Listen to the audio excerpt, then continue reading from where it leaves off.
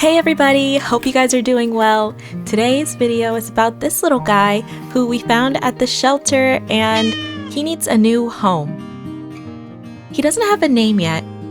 Put your guys' ideas for names for him down in the comments and we'll see which one we like the best. We're just gonna go ahead and set him up a little room over here with a cat tower and a water feeder, and then we definitely need some food for him, and we're gonna top it off because you know how cats love to eat. He's a little bit thin and scraggly, so he definitely needs to get fed up.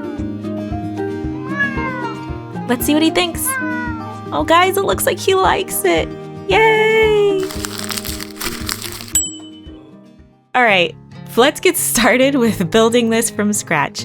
First, we have some 1/16 of an inch thick wood. I've prepped it by painting it black, and that's going to be the inside of the cat tower. Next, I'm cutting out the pieces using the patterns that I made. Those are going to be available, as always, for you guys on my Patreon. Now I'm gluing it all together using tacky glue, and on the sides of the box, it never lined up completely perfectly, so I made the sides a little bit bigger, and then I decided to just trim them down so that I would know that they would fit and not be too small. I'm using a combo of tacky glue and super glue for most of these things, and I'm using super glue here to wrap embroidery floss to wrap embroidery floss around this wooden dowel. This is going to be the scratchy part for the cat. I'm going to cover this entire thing in felt so that they have a great place to rip apart and they're not going to rip up our couch instead. Super glue these pieces all around, and then I'm trimming away the edge.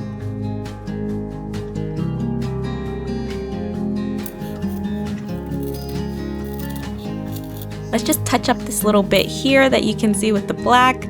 I made a mistake and went outside the line, so I'm covering that up with some white acrylic paint, and then I just turned that into a little cat head sticking up at the bottom of the entrance of our cat tower.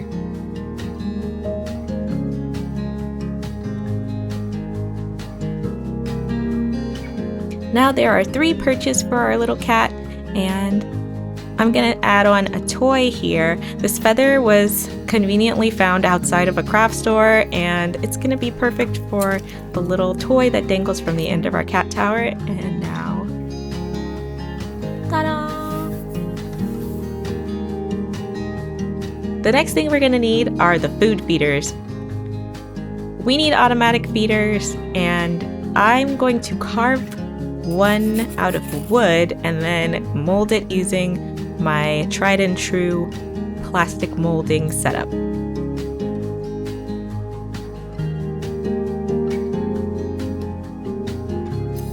Balsa wood is the best wood that I've found so far for carving up these shapes.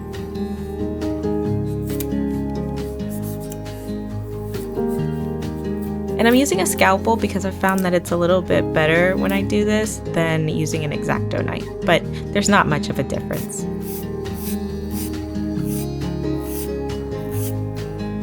I'm heating up my plastic, and then I'm slapping it down real fast so that all the air gets sucked out and I mold the shape of the wooden thing that I just carved. And that is the secret I have found, you guys. You gotta slap down the plastic really fast, at least with my setup. Next, I used an airbrush to paint it blue, and then I went over it with some gloss because the last time I used my airbrush, I discovered that my paint is actually extremely matte, and I didn't like that, so I'm giving it some shine. I'm going to use the same technique to make the bottle to go on top of the feeder. I'm heating up the plastic, and then here's another hint for being able to get the plastic to work, is that I needed to heat the plastic on both sides, and for a while that kind of threw me off with this clear plastic. It was a little bit harder for me to mold. I'm not exactly sure why, because it's about the same thickness as the white plastic. I've got my polymer clay here in the color cat food brown, and I am just making some small tubes with that and then chopping it down into cat food. After I baked it, I broke all the little pieces apart. and then I'm putting it inside of the bottle to go on top.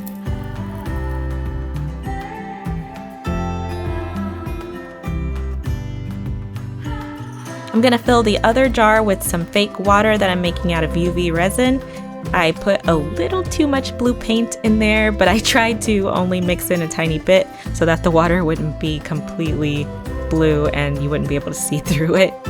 And to make the bubbles in the water, I swirled around this little syringe that I have to try and get the bubbles to start in there, and then I quickly put it under a UV light to harden the resin.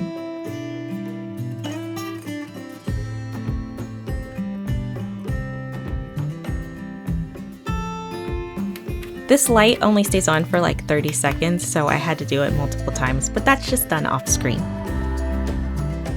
Next, I glued on some more plastic to the top of each of these containers, and then I cut those out. I realized it didn't match the base, so I went ahead and masked off the clear part and then painted those blue to match the base using my airbrush.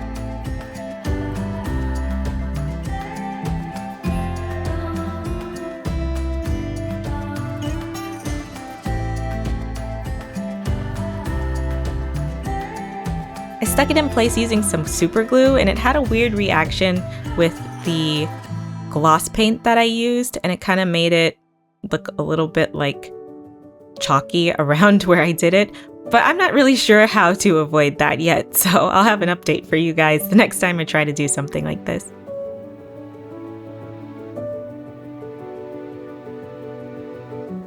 So this next toy is based on a toy that my cat Upbbeat loved, especially when he was a kitten. It's like two little rails that go around with a ball that the cat can chase inside of it. And here's a little clip of him being super adorable as a baby.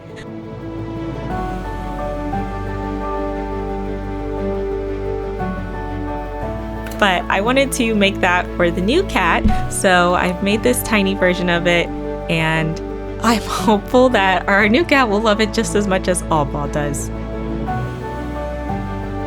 For the food packaging, I made this in Photoshop and I printed it out, and then I covered it with some tape and some of the gloss that I used to make the tops of the food containers shiny.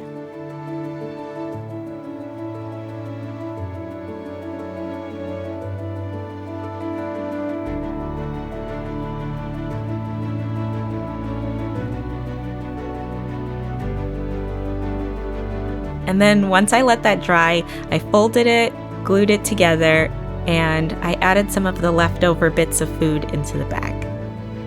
The cat bed was kind of a last-minute decision, so I threw it together. I made some polymer clay into the shape of a cat bed, and then I just glued some of the felt over it. But then it was time to work on our adorable little cat himself. Here's a measuring guide that I made, and then I'm making a tinfoil base and covering it.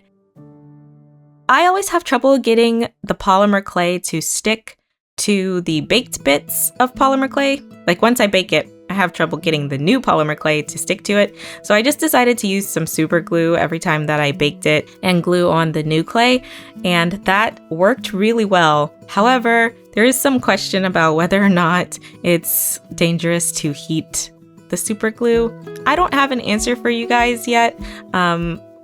Some comments have said that it's perfectly safe, but I feel like at some point in my life, I remember reading somewhere that the vapor from heated super glue is bad for you. So if you're concerned about that and you want to try this method, then I suggest looking it up before you do it, because I don't have the answer to that either. I've come such a long way with being able to manipulate this clay.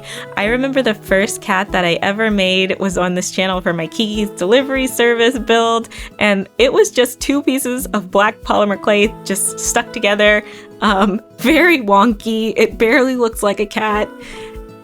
And even though this cat isn't completely perfect, I feel like it's definitely so much better than the first attempt, and I'm really proud of this little guy, and I'm gonna just keep going and hopefully keep getting better and better at sculpting.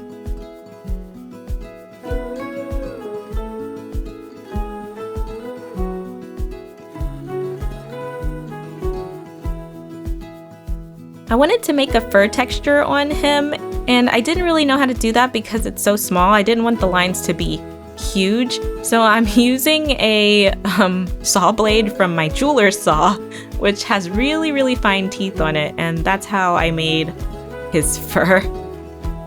I think if I can find an even smaller blade, that will be better, but I do like how it turned out for now.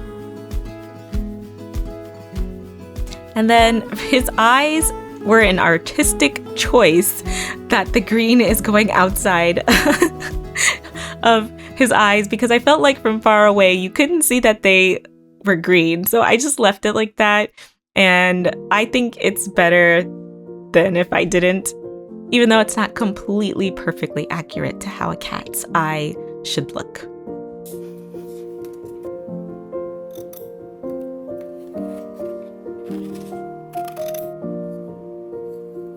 For the finishing touch, we're just gonna make this box. I printed this out as well, and I printed it onto some cardstock paper, and then I cut it out, folded it up.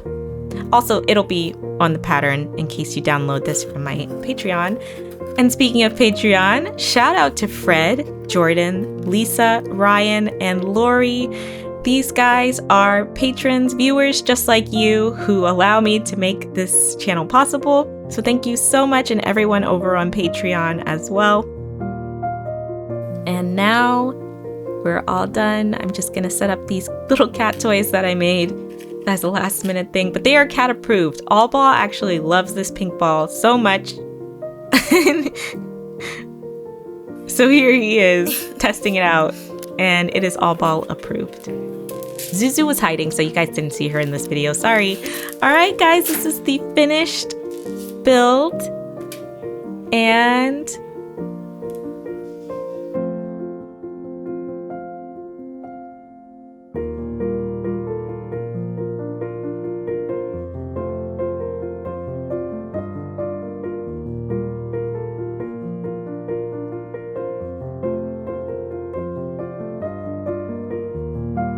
comment time.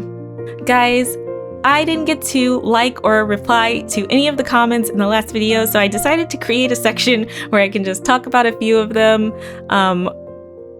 Army Men Around the House pointed out that I should look into using steam to form the wood pieces. I have looked into that, and I will be trying it soon. Mechanical Fiend's channel is the literal best channel on the internet, so if you like my stuff, you have to go check out this channel.